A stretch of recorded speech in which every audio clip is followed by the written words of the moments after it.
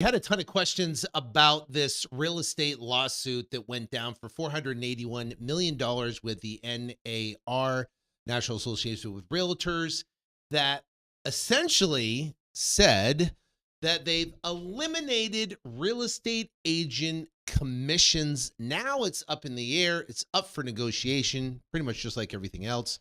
And half may lose their jobs, analysts predict. So, what we're going to talk about in this video, we're on live right now. So if you guys have any questions about it, we can definitely discuss it. So we have the chat that's open below.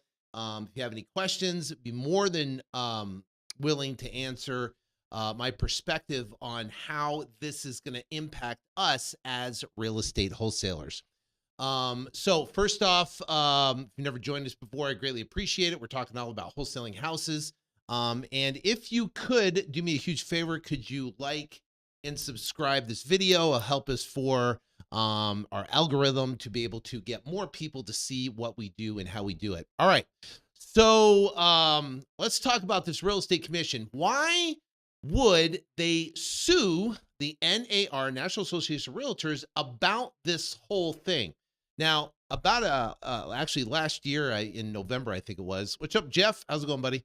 Last year in November, they had the lawsuit against their NAR about sellers. Sellers were suing because of the commissions that they were charged. And they won that lawsuit. I think it was like $1.8 billion. And from that lawsuit, they obviously, it moved them in to now buyers that were suing about the buyer's commission. So they went after the seller's commission. They went after the buyer's commission. So essentially what happened is that they are, especially with the buyer's particular case, in this case right here, they're looking at steering. And what does steering mean? Steering is a realtor, and this is what they're saying. This is not what I'm saying. And we'll talk about what I'm saying and how it's going to impact wholesaling and what it looks like for the future as real estate wholesaler, especially if we're doing RBP. But the bottom line is that from the buyer perspective, when it comes to the buyer, this particular lawsuit for $481 million, they're looking at steering. Now, steering means that an agent can go in and look at the commission, and they're saying that they would steer their buyer, which is a hot commodity in this market right now, to a higher commission. You might have a commission that's listed on the MLS for 1%, 1.5%, 2%, 2.5%, or 3%, right? So what they're doing is saying, hey, I've got this buyer that I'm working with, and I'm going to steer them to a higher commission. So that was the intent, to be able to eliminate that. So part of the lawsuit essentially says that you have to eliminate commissions from being listed within the MLS, meaning it's not public what those commissions are. Now, sellers can have a choice whether they want to pay buyer commission or not.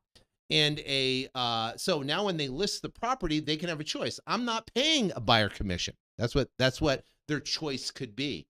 Now, what's going to happen is this buyer's agent that now has spent time with this buyer, they're getting him qualified, they're driving him around all over town to properties, to show him properties, and now they call your property, the listing isn't essentially have the listing doesn't have the commission in there, so they're going to call the agent and say, hey, I have a buyer, it's interested in your property, how am I going to get paid? Right? That's the conversation, what's going to happen. And the agent's going to go, well, my seller is not paying a buyer's commission. So now the agent has a choice. Do I go to my buyer and say, listen, I'll show you this house, but then you have to pay me a commission?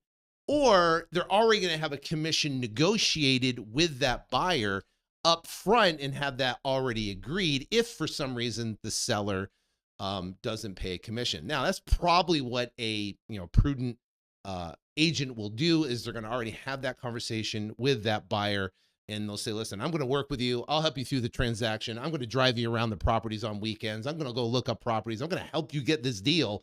But if for some reason the seller doesn't pay a commission, then I expect you to pay me a commission, and whatever that is, it becomes negotiable.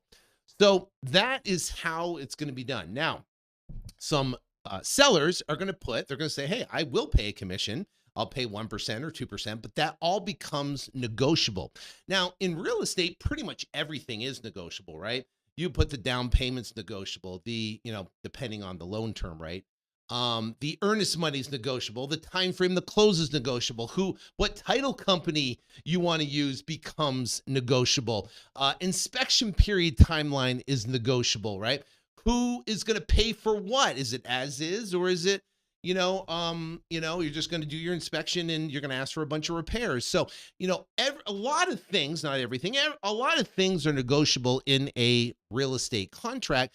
And primarily, commissions, they were negotiable, but it wasn't really, I guess, public or out there that you could negotiate commissions. So it was just accepted. Seller, hey, we're going to sign a listing agreement, 6% commission, 3% to the buying agent, 3% to me. We're going to put your house in the MLS and we're going to sell your property.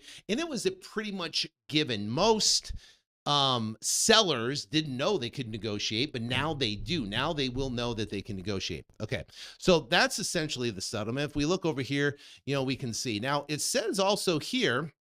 So I don't think it will eliminate commission. They're not going to lose the commission because, if someone wants to list their house, they want to list on the MLS, they want to have representation. There's value there.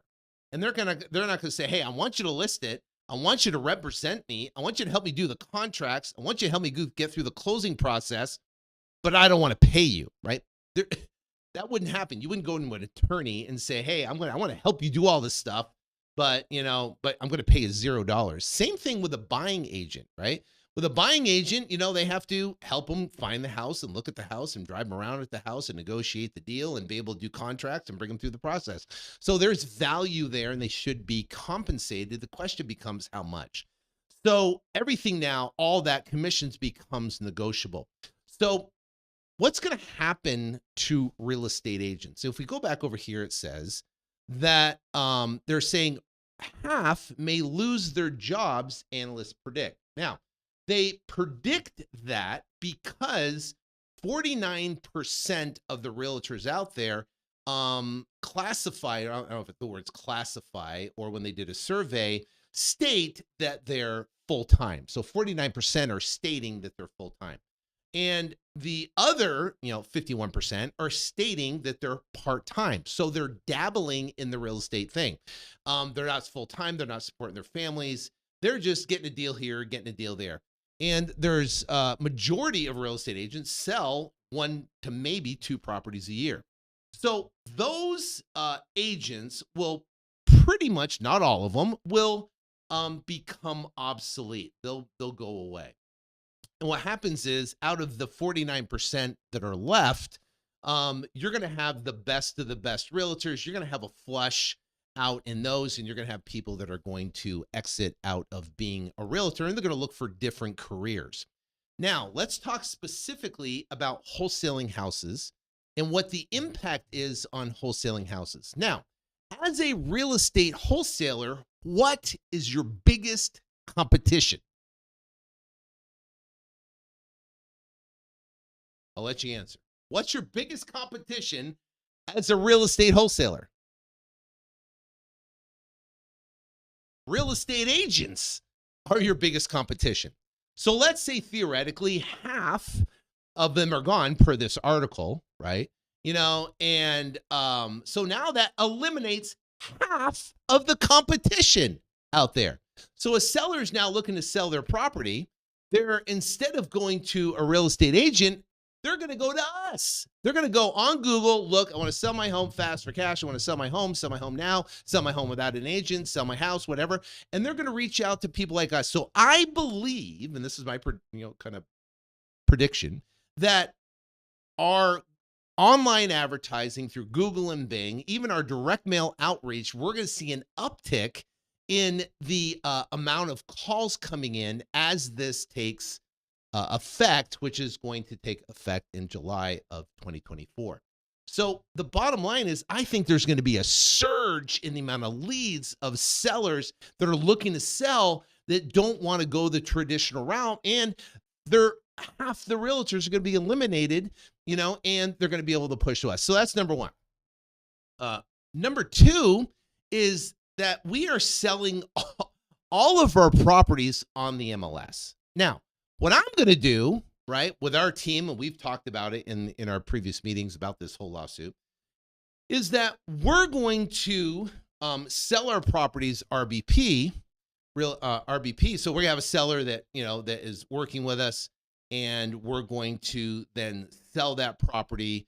And we put it at the right price. We can get it sold quickly. They don't have to fix up anything on the property. We're gonna sell that property. And what's gonna happen is, and we're gonna list it on the MLS. An agent's gonna bring an offer.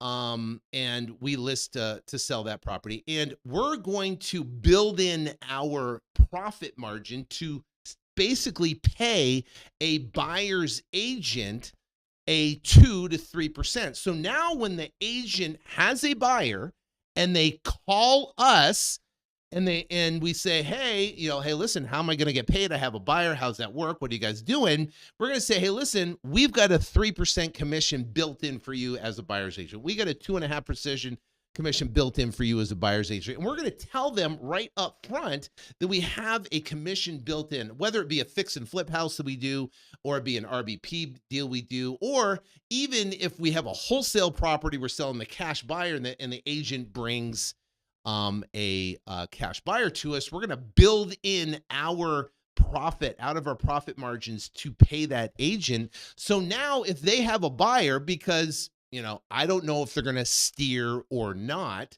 but I know this buyer wants to feed their family, and they have a business and they have to do business rent, so if one property listed is going to pay no commission, they have to kind of figure out with their buyer, or the other one's paying the 3% and the buyer doesn't have to pay anything, they might be a little more motivated to show that property and encourage their buyer to buy that property. So it's really interesting to see how this is all going to flush out. But in any case, if it eliminates half of the competition, like this article we're saying, and it gives us the ability to be able to compensate and have that conversation and be able to compensate agents, we can sell our properties faster. We can sell them, I believe, for a higher price.